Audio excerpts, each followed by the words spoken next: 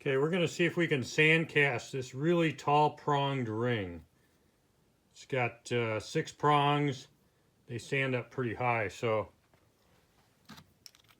what we're going to do is we're going to take this side first. We're going to use a half round. We're going to put that in like that. Now that half round is the same finger size as what the inside of that is.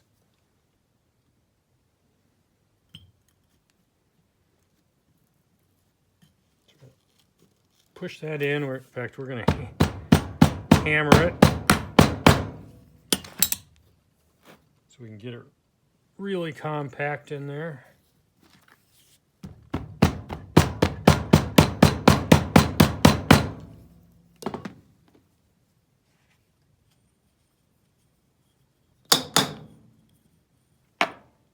And we're going to scrape it off.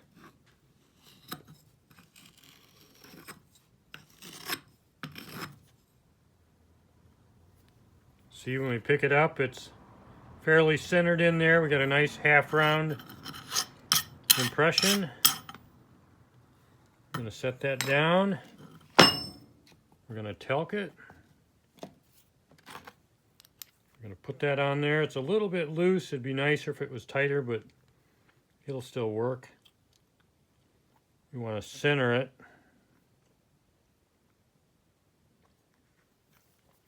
Might even work better to do it like this.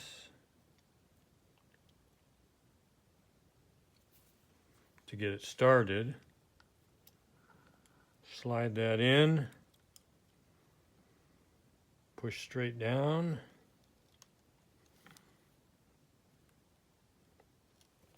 So we want to get it till this is flush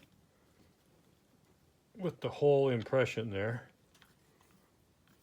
Okay, yeah, like I say, that's a little loose, but we're going to run with it here.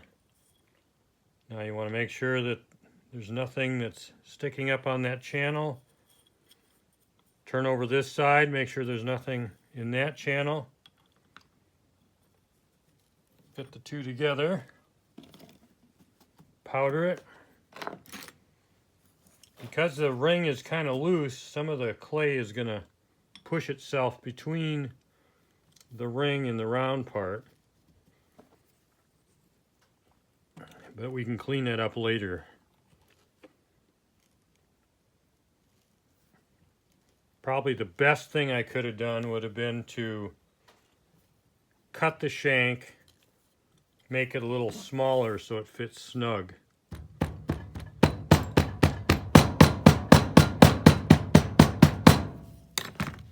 But I don't feel like starting over, so.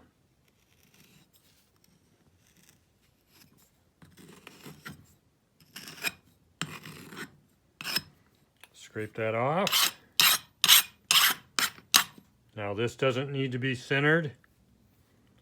We're going to set it down, pull it straight apart. You can see here, I think you can, that there is clay that's gone in there between there. Like I say, that it shouldn't be a problem. Now we have this side here. What I've found that works really good for this, let me grab something here.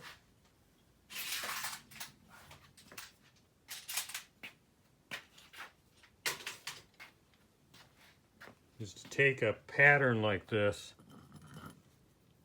of a wide ring band, stick it in there. It allows you to clean that up.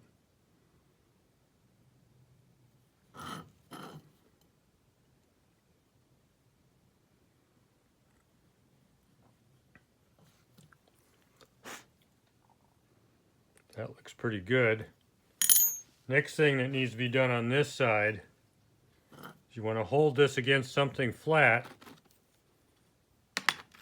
I find this blue paintbrush works really good. I'm going to push it straight down. Then I'm going to turn it on its side. I'm going to push it through.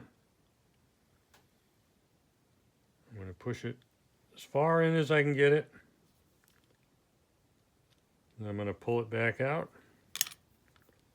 That leaves a really nice hole for the funnel.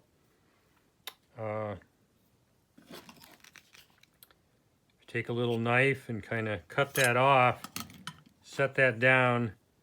I like to use an even bigger hole here.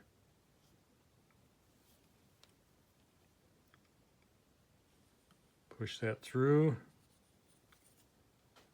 Now you don't ever want to go the other direction because then you'll distort the clay on this side, which we don't want to do. So now we have that.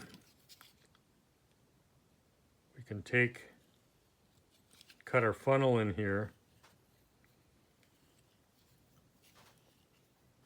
Kind of deep, but there's not much room here, so you got to be careful.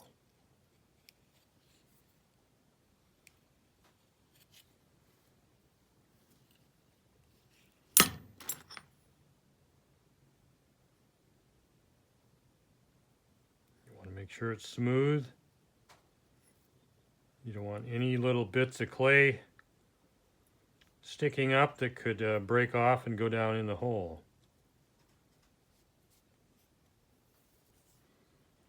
Keep checking again on the other side. This is really good here, nice and clean. We can actually fix that right there with this.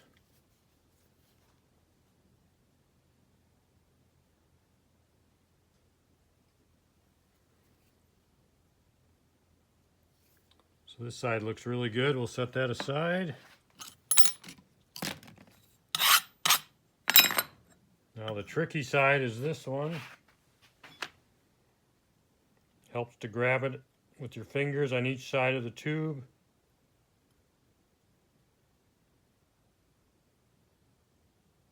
Maybe rock it a little to loosen it. Try and pull it straight up. We have a great impression here of all 6 prongs. Might have to blow it out a little bit. That looks really good. Gonna have to clean these off.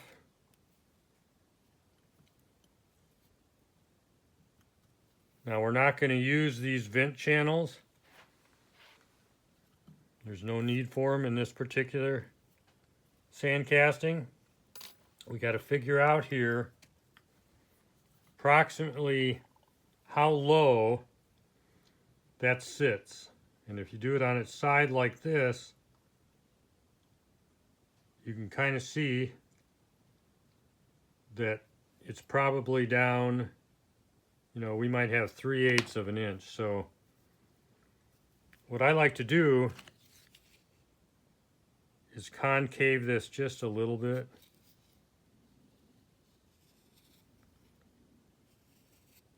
So make it lower in the center. Works good to do this with a knife.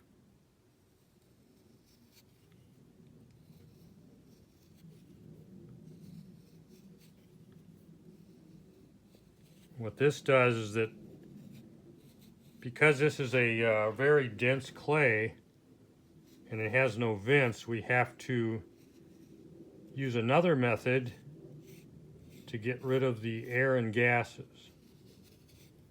And so what I've figured out is that using a vacuum table, you don't need a vacuum pump. The clay is not dense enough to require one, and just a vacuum cleaner, like a shop vac, works ideal. So you can't really see it, but I concave this. And so now, this side is just about done. But we have to take, we'll set it aside. We have to take another type of clay. This is one that I mix that isn't as dense. And we have to fill up this tube. And the inner part of this tube is the same size as the inside of the ring. So we're making a kind of like an inside core here. And you want to use, like I say, it's probably best not to mix this. It's not going to hurt it, but you want air to breathe in this. So the mesh size is a lot lower. Once we have that, this needs to be pushed out carefully.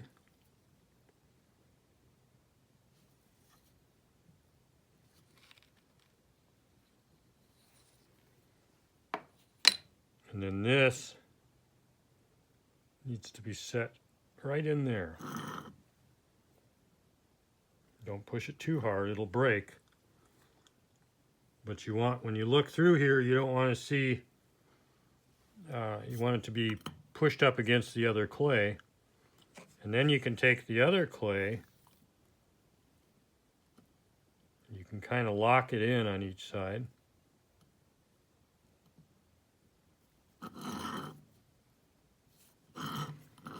You just want to make sure that nothing is sticking up that's going to keep the two sides from going tightly together.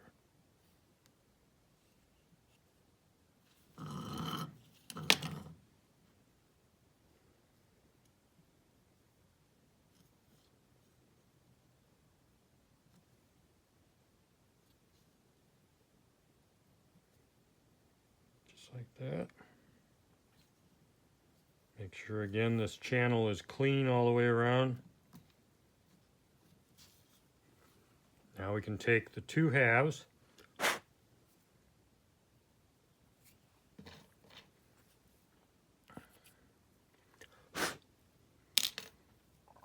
can put them together.